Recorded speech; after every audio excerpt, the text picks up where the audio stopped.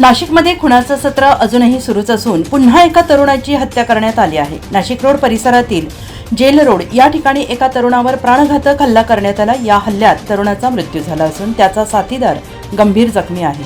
त्याला उपचारासाठी बिटको रुग्णालयात ॲडमिट करण्यात आलेला आहे। जुन्या भांडणाची कुरापत काढून रितेश डोईफोडे याच्यासह त्याच्या मित्रावर प्राणघातक हल्ला करण्यात आला आहे। या हल्ल्यात रितेशचा मृत्यू झाला आहे तर त्याचा मित्र जखमी आहे।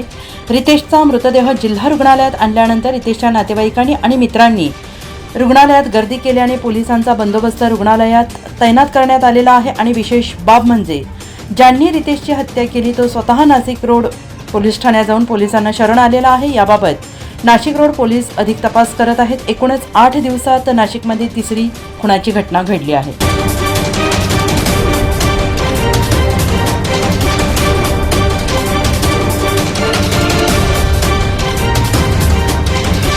NCN न्यूजसाठी रोहन दानी, नाशिक।